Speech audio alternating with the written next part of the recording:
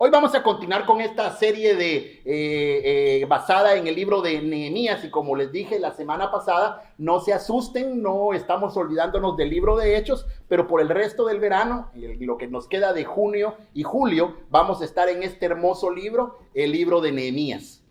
La semana pasada dijimos que Nehemías tuvo un sueño que nació de una insatisfacción, de ver el dolor de aquellos israelitas que habían salido ya de Babilonia del exilio y regresaban a Jerusalén. Y entre líneas comentamos que muchos de los sueños que nosotros tenemos también nacen de las insatisfacciones.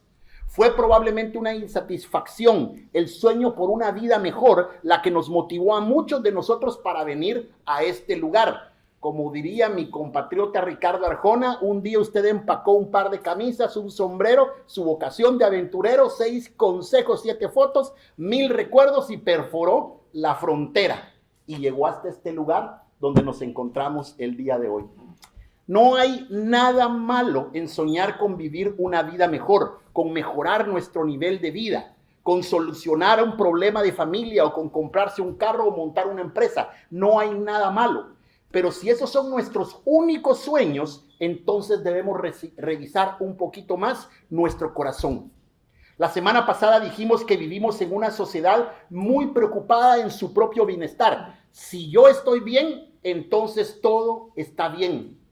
Pero cuando leímos la historia de Nehemías, entendimos que la insatisfacción que nacía en el corazón de él no era por él mismo, sino era por los demás. Cuando a veces nosotros nos preguntamos, ¿cómo podemos nosotros servir a Dios?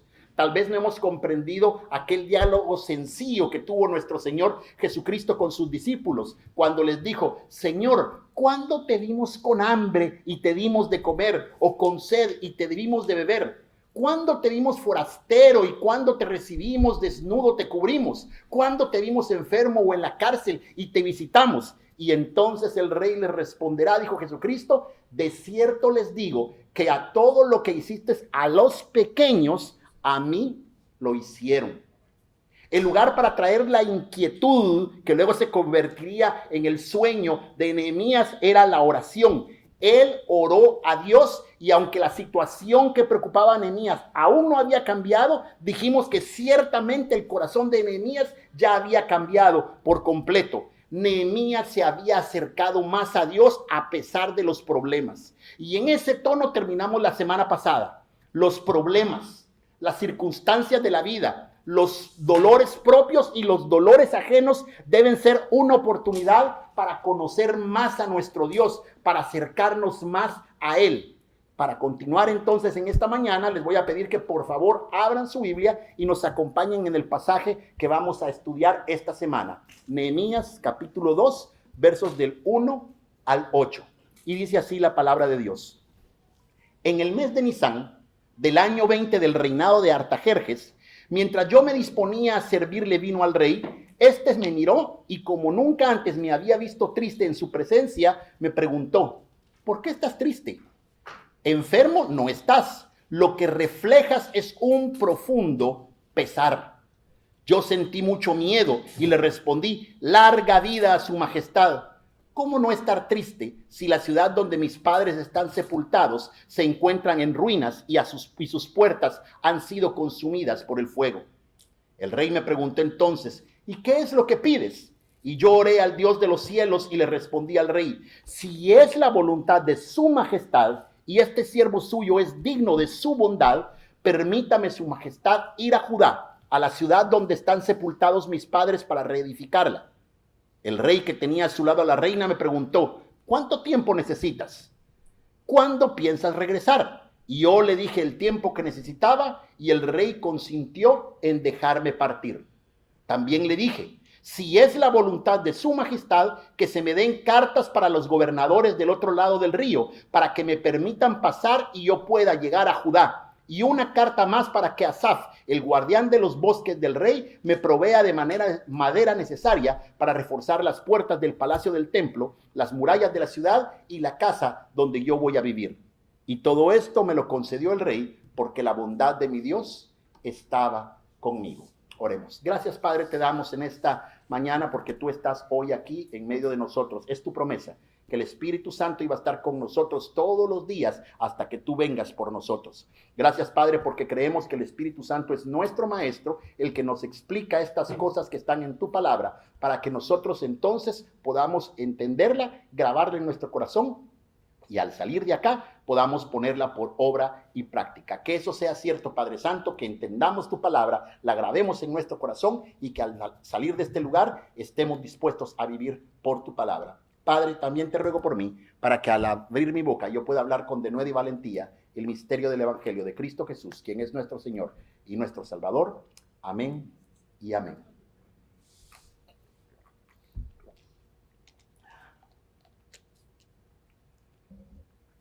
Esperar es difícil para todos. Algunos vivimos la vida como cuando llevamos a un niño de paseo, que no llevamos ni 5 minutos de estar montados ya en el vehículo cuando el niño empieza, ya vamos a llegar, ya vamos a llegar, ya vamos a llegar. Algunas señoras repiten continuamente esta oración cuando piensan en la paciencia que tienen que tener con sus maridos. Señor, dame paciencia porque si me das fuerza yo lo mato. Esperar en general es difícil. Pero esperar se hace más difícil cuando lo que esperamos es algo que anhelamos mucho o es algo que necesitamos demasiado. Si yo no necesito algo, a veces hasta se me olvida que estoy esperando. Pero si me estoy muriendo de sed y quien me ofrece un vaso de agua se tarda, ese minuto de espera puede parecer un año. Cuando los últimos años de mi vida esté esperando, por ejemplo, porque mi matrimonio mejore, eso cuesta. Cuando tengo que esperar porque mi hijo cambie de actitud, cuando tengo que esperar porque el negocio que tengo florezca, cuando con quien he vivido mucho tiempo se enferma y estoy esperando que se mejore para que se cure de una terrible enfermedad, eso cuesta. Cuando tengo que esperar para conseguir un trabajo, de estar esperando meses y meses y ver que las deudas se amontonan, eso cuesta. Cuando he estado pidiéndole al Señor que alguien venga a los pies del Señor Jesucristo y no hay manera que yo vea absolutamente nada, eso cuesta. La espera se puede hacer agonizante. El dolor a veces intensifica la espera.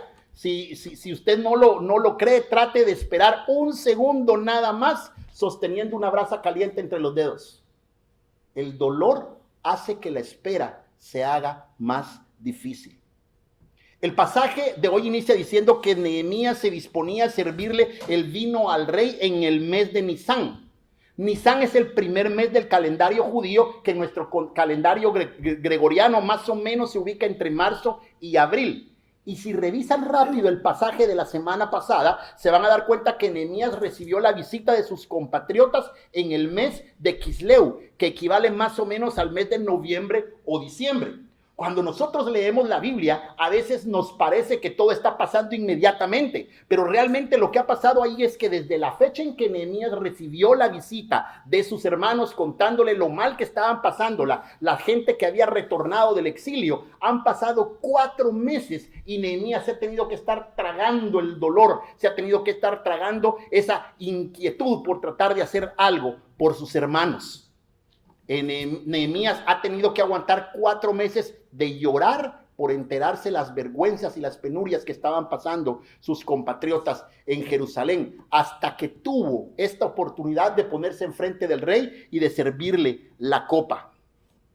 Cuando uno lee la historia del libro de Nehemías, uno se da cuenta que Nehemías es un hombre de acción, nunca se está quieto. Así que esos 4 meses de espera han de haber sido bastante difíciles para Nehemías. Ustedes saben, él tenía la oportunidad de estar todo el tiempo allí. ¿Qué lo detuvo a él a hablar con el rey? ¿Qué fue lo que le detuvo para que él no empezara a decirle una vez, mira, Señor, hay que hacer algo por la familia que tengo allá? Del pasaje sabemos que Nehemías era copero del rey, así que él tenía acceso. ¿Habrá estado esperando el momento oportuno para hablar con el rey? ¿Será que no estaba de buen humor durante esos 4 meses, entonces no le podía decir absolutamente nada? Algunos pensaban que Nehemías estaba esperando que fuera un cumpleaños o alguna festividad especial. Y es que por esa razón se menciona que se ponía vino frente al rey. Es decir, pareciera ser que hay una fiesta la que está teniendo el rey Artajerjes en esa oportunidad. Y cuando había cumpleaños o cuando había festividades especiales, el rey solía conceder algunos favores especiales. El pasaje no nos dice qué es lo que está pasando. El pasaje no nos dice por qué Nehemías tuvo que haber estado esperando esos 4 meses. Pero lo que sí es claro es que durante esos 4 meses Nehemías no perdió el tiempo. Para Nehemías no fue tiempo perdido.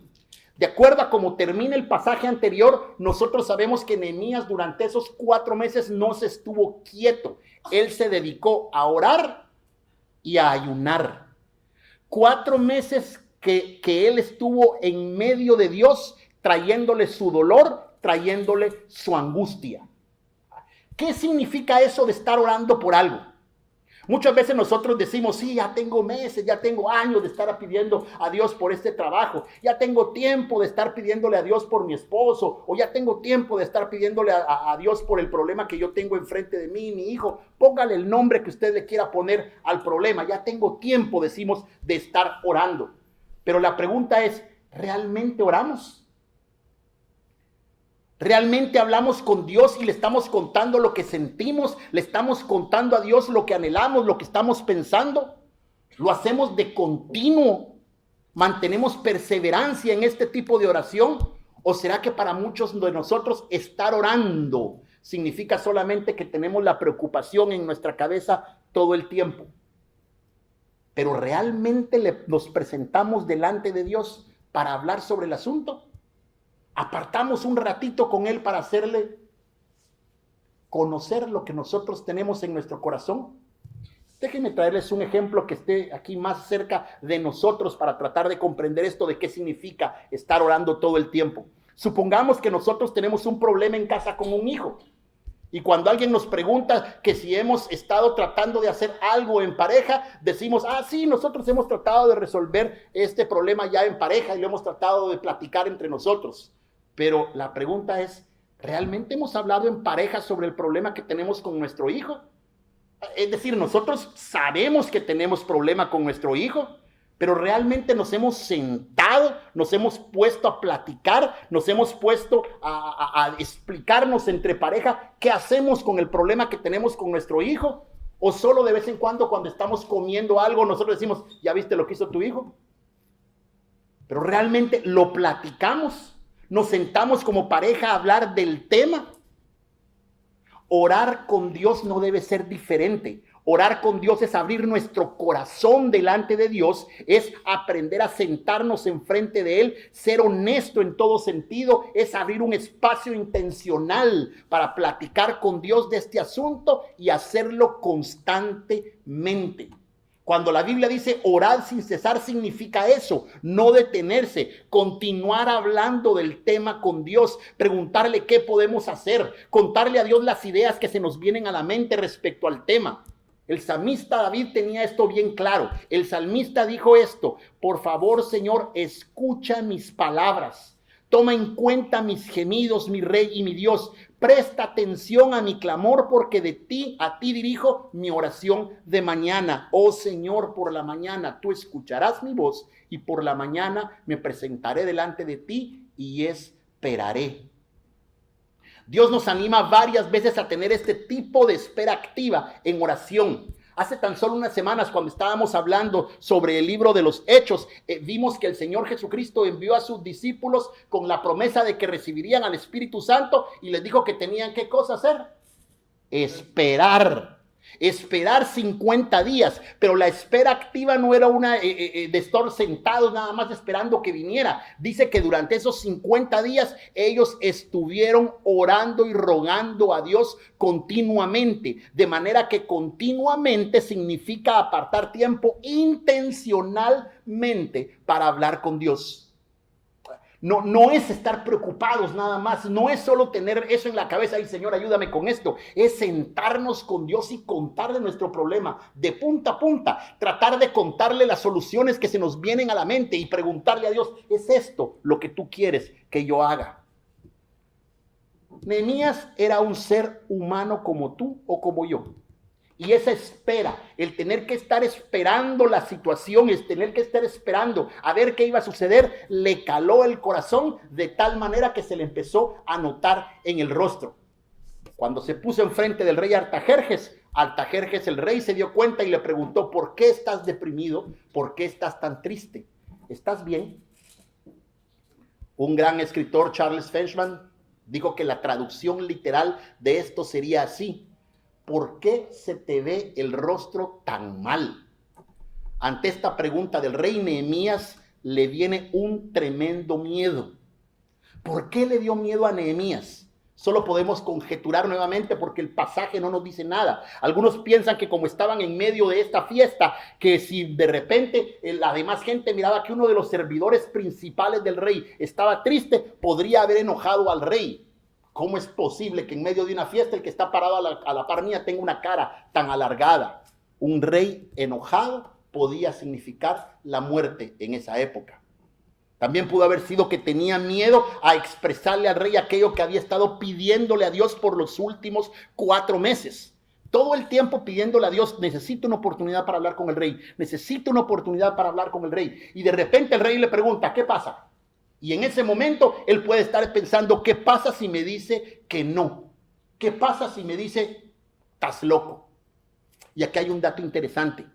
Años atrás, cuando salió el primer grupo de israelitas para tratar de reconstruir Jerusalén, en esa ocasión un grupo de enemigos de Israel le escribieron una carta al mismo rey, a Artajerjes, y le dijeron que esos judíos que habían salido de Babilonia eran unos rebeldes que estaban reconstruyendo las murallas de la ciudad, y que si se les permitía, una vez se sintieran seguros, ellos iban a dejar de pagar los tributos y Jerusalén dejaría de ser parte del reino. Y en esa oportunidad Artajerjes dijo: ya no. Ordenen a esos hombres suspender la reconstrucción de la ciudad hasta nuevas órdenes de mi parte. Así que Nehemías estaba frente al mismo rey que había dicho: paren toda reconstrucción, y lo que le iba a decir es: dame la oportunidad para ir a reconstruir la casa de mi padre. Es importante que nosotros no trivialicemos, o peor aún, que nosotros satanicemos el miedo.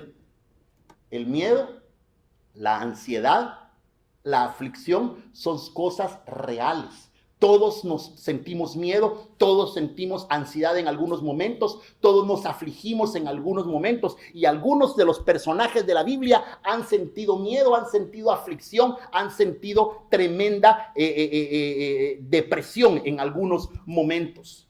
Algunos tenemos miedo a la muerte, y a veces no es que nos preocupe tanto nuestro destino, pero somos sinceros, nos preocupa qué va a pasar con nuestros hijos cuando no estemos acá. ¿Qué va a pasar con mi esposa? ¿Qué va a pasar con aquella persona que está dentro de mi familia que sabemos que le va a costar salir adelante si no estamos nosotros a la par de esa persona? Otros tenemos miedo al rechazo, al fracaso, a perder un poco de poder que tenemos. Algunos le tenemos miedo al cambio, que las cosas ya no sean como hasta ahora. Aquí me va bien, ¿para qué cambiar lo que nosotros tenemos? Lo cierto es que el miedo es parte de nuestros mecanismos de defensa. Nos recuerda que no podemos nosotros saltar de un puente. Nos recuerda el miedo que no nos podemos atravesar enfrente de un tren porque nos puede ir un poquito mal. Nos recuerda que no debemos de invertir todo nuestro dinero en un solo negocio, porque nosotros nos podemos perder absolutamente todo si en el negocio nos va a nosotros mal. Sin embargo, el miedo también puede ser contraproducente si se sale de control, si nos paraliza por completo, si el miedo se transforma en una enfermedad, o si nos cansa luego una ansiedad que nos enferma, no solo mentalmente, sino también nos enferma físicamente. Nehemías tenía miedo. Nehemías estaba preocupado, pero en el momento en que le hicieron la pregunta, Nehemías estaba preparado para enfrentar el miedo. ¿Cómo estaba Nehemías preparado para enfrentar el miedo? En primer lugar, porque él tenía comunión con Dios. Cuando nosotros conocemos a Dios, nosotros podemos entender que los caminos de Dios son perfectos. Así dice el Salmo de David. Es decir, aunque nosotros creamos que el camino que tenemos que enfrente de nosotros sea incierto. Para Dios no existe la incertidumbre. Él sabe lo que hace y siempre lo hace bien, aunque nosotros no lo podemos entender y a veces no lo podemos comprender. Todo, absolutamente todo lo que hace Dios es perfecto. Conocer a Dios nos ayuda a confiar en su soberanía y providencia. Es decir, aprendemos a confiar que ese Dios tiene absolutamente todo bajo control y que como es un Dios amoroso, Él actúa para preservar a su creación y preservar a sus hijos. Cualquiera que haya sido la razón por la que Nehemías sintió miedo, lo cierto es que el rey le había hecho una pregunta y Nehemías tenía que responder algo. Y él arrancó diciendo: larga vida a su majestad. ¿Cómo no voy a estar triste si la ciudad donde mis padres fueron sepultados se encuentra en ruinas y sus puertas han sido consumidas por el fuego? Es evidente que Nehemías había hallado gracia frente al rey Artajerjes, porque inmediatamente el rey le preguntó: ¿y qué es lo que pides? Y Nehemías cuenta que él oró al Señor. Piensen en la escena. Está enfrente del rey. ¿Qué quieres? Y la Biblia lo dice, y él oró al Señor. ¿Cómo pudo haber sido esa oración? ¿Cómo fue esa oración que él tuvo? Probablemente fue corta, fue sencilla, ha de haber sido algo que se dijo solo en su mente, algo como: Señor, ayúdame. Y eso fue todo lo que él pudo decir, porque tenía que responderle al rey algo. Pero esa pequeña oración nos da a entender que Nehemías, la oración no era nada más un requisito. La oración para Nehemías era una necesidad. Él tenía claro que si él iba a dar un paso, este paso tenía que ser acompañado por Dios, o no tenía ningún sentido dar el paso. Por eso es que la oración es inmediata también. No espera otro día, otro momento para orar. Allí donde está parado dice: Señor, ayúdame. No necesitamos un lugar especial para orar. No necesitamos una ceremonia especial para orar. Nosotros podemos orar en todo momento porque Dios está aquí. Dios estaba allí, pero Dios también está aquí donde tú estás. Y su oído, dice la palabra, siempre está atento a la voz de su pueblo. La oración tan sencilla que él pudo haber tenido en ese momento nos refleja que Nehemías también había cultivado una relación con Dios profunda. Él lo sabe cercano, él sabe que está a la par de él, así que después de dar su paso frente al Dios de los cielos, Nehemías tiene la oportunidad de responder con claridad sus necesidades. Nehemías le dice: quiero permiso para ir a la ciudad de mis padres para reconstruirla. Le pidió también protección para llegar a salvo y le pidió recursos para hacer la obra. Y aquí encontramos otra característica muy especial que tiene Nehemías, de la cual nosotros podríamos aprender algo. El tiempo de oración también fue acompañado de un proceso de planificación. Cuando nosotros tenemos algún problema, no solo es traerlo delante de Dios, sino también tenemos que utilizar esto que Dios nos regaló a cada uno de nosotros como don para pensar cómo resolver el problema y pedirle que Dios nos dé sabiduría. El que tenga falta de sabiduría, pídasela a Dios y Dios se la va a dar en abundancia, dice su palabra. Nehemías tenía una respuesta clara para cada una de las preguntas que Artajerjes le hacía. Nehemías sabía lo que quería hacer, el tiempo que duraría su misión, conocía sus limitaciones y conocía también qué recursos él necesitaba para poder construir, para poder llevar a cabo el sueño que él tenía. Hay que tener claro que para movernos de un lugar donde nosotros estamos, para el lugar a donde nosotros queremos ir, tenemos que pasar por un tiempo de planificación. Piensen de nuevo en algo sencillo. Si ustedes quieren irse de vacaciones con la familia, que es un sueño bonito, ¿verdad? Ahora viene, después de que le dice a su esposa: mira, vámonos de vacaciones, ahora viene el tiempo de planificación. Se tienen que preguntar, por ejemplo: ¿este es un viaje que vamos a hacer solo tú o yo, o metemos a los hijos al viaje? ¿Queremos que nos acompañe la familia o solo nosotros dos de segunda, tercera o cuarta luna de miel? ¿Cuándo sería ideal que hagamos este viaje? ¿Este fin de semana? ¿En un mes? ¿En 2 meses? ¿Cuándo podemos, si lo queremos hacer en abril, no será mayo mejor? Tenemos que dedicar tiempo a hacer ese tipo de cosas. ¿Habrá una fecha alternativa para el viaje si él dice que en el hotel no hay espacio? ¿Nos queremos quedar en un hotel? ¿Nos queremos quedar acampando? ¿Nos queremos quedar en la casa de algunos amigos? Si nos vamos a quedar en la casa de unos amigos, tendremos que llamarlos para poder empezar la planificación de nuestras vacaciones. ¿Nos vamos a ir en carro? ¿Nos vamos a ir en bus? ¿Nos vamos a ir en tren? ¿Nos vamos a ir en avión? ¿Cuántos recursos tengo para hacer las vacaciones? ¿Cuánto me va a costar el viaje? Mientras más grande es el sueño, mientras más personas se involucren en el sueño, en la visión que nosotros tenemos que hacer, entonces más importante es el tiempo que nosotros debemos invertir para planificar lo que queremos hacer. Lo cierto es que si nosotros queremos llegar a un lugar al que nunca hemos estado, al que nunca hemos ido, necesitamos un plan, necesitamos por lo menos un mapa que nos lleve de aquí para allá. Miren, ni al supermercado es bueno ir sin tener una idea de lo que vamos a comprar. La lista del supermercado, aunque no lo crean, es un plan que nos dice lo que queremos comprar o lo que debemos comprar. Si usted va sin un plan al supermercado, es muy probable que traiga cosas que no necesita y que se venga sin cosas que realmente necesitaba llegar para su casa. No planificar, dejando las cosas a la mano de Dios, la mayoría de las veces no es fe, la mayoría de las veces es solo pereza. No dedicar el tiempo necesario para planificar. Durante su tiempo de oración, Nehemías había tomado suficiente tiempo también para planificar con detalle el viaje que él tenía adelante. Fue por eso que cuando el rey lo interrogó, él tenía claro todo lo que él necesitaba.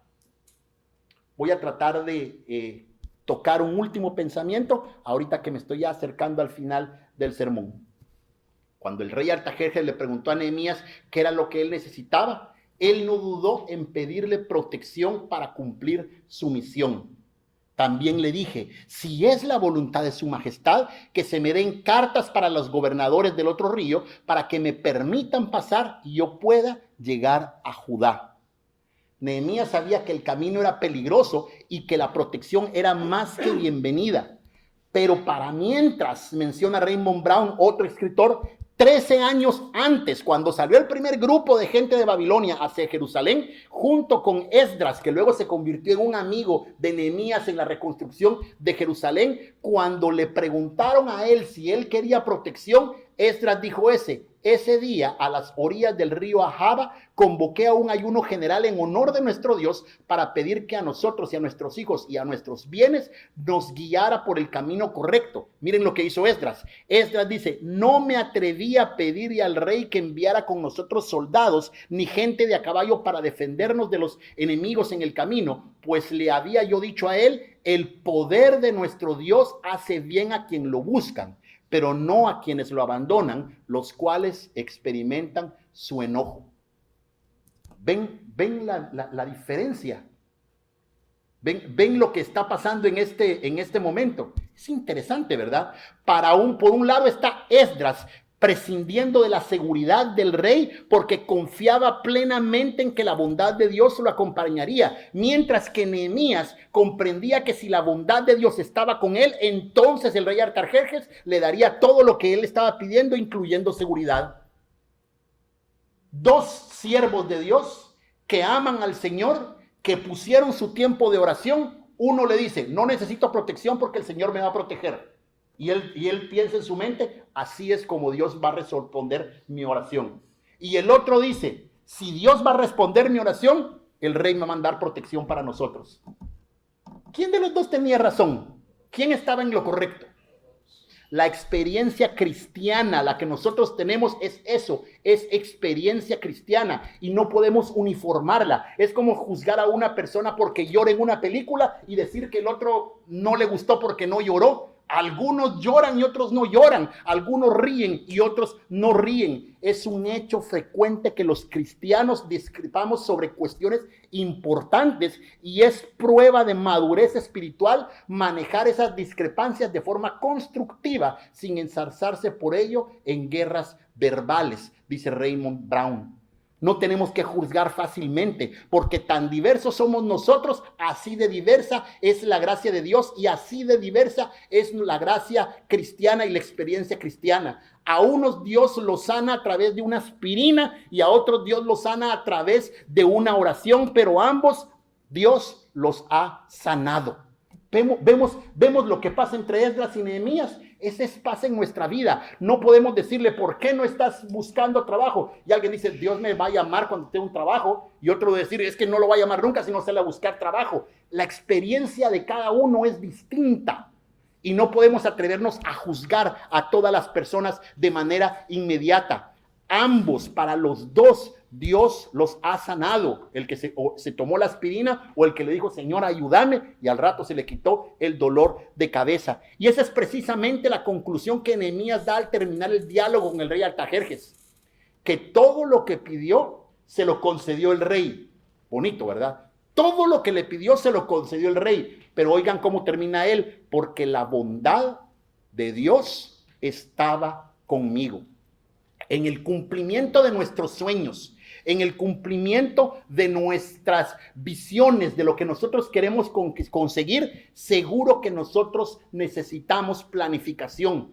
Tenemos que pensar muy bien los pros y tenemos que pensar muy bien los contras. Tenemos que diseñar un plan claro y conciso de todo lo que nosotros queremos hacer, sea un negocio, sea un viaje de familia, sea un problema que tengo con el esposo o con el hijo. Pero en medio de todo ese proceso es la bondad de Dios la que nos lleva a puerto seguro. Si el Señor no edifica la casa, de nada sirve que los edificadores se esfuercen. Si el Señor no protege la ciudad, de nada sirve que los guardias vigilen. De nada sirve que madruguen y que se acuesten muy tarde si el pan que comen es pan de sufrimiento y el Señor da sueño al que Él ama. Espero que nosotros hoy habramos entendido algunas cosas sencillas. Primero, no demos un paso, por pequeño que sea el plan que nosotros queremos conseguir en nuestra familia, si no lo ponemos delante de Dios. Segundo, aprendamos a invertir tiempo en planificar, sin importar el plan que nosotros tengamos, por chiquito o grande que sea, dediquemos tiempo nosotros para planificar, para preguntarnos cómo hacemos eso que estemos buscando y platiquemos con Dios. Señor, hemos pensado que sería hacer esto y esto y esto. ¿Qué piensa, Señor? Mándanos alguna persona que nos clarifique esta idea, pero pongamos delante del Señor nuestro plan. Y tercero, empecemos a platicar con las personas que nos puedan ayudar y veamos qué es lo que Dios va a hacer a través de todas las personas. Pero no se nos olvide nunca que si nosotros no vamos agarrados de la mano de Dios, no importa lo que nosotros hagamos. Nosotros tenemos que estar claros de que de nada sirve trabajar si el Señor no viene con nosotros. La próxima semana vamos a continuar en este libro. Y si ustedes quieren adelantarse un poquito conmigo, yo los invito a que abran su Biblia, agarren el capítulo 2 de Nehemías, que todavía le faltan algunos versos, y vamos a seguir del verso 9 en adelante. Por este momento, los invito a que por favor inclinen su rostro y que oremos al Señor.